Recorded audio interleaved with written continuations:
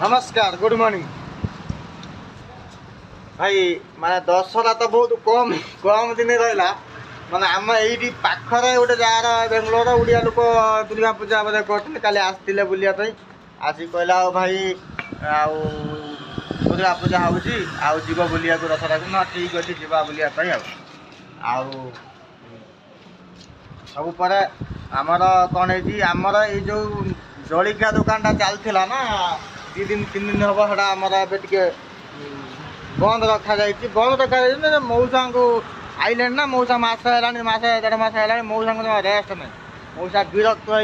लगिगले पूरा लगे कहले मऊसा से आउ कम दाम कर 2 दिन छुट्टी न कने आउ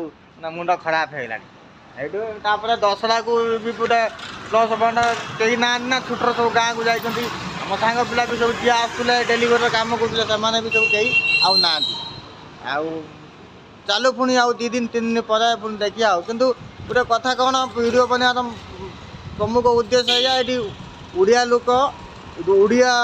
ये दुर्गा पूजा कर समस्त से जाओ देख एंजॉय कर कि ना ओडिया लोक पाखे ओडिया लोक ठिया है तो साहस बढ़ से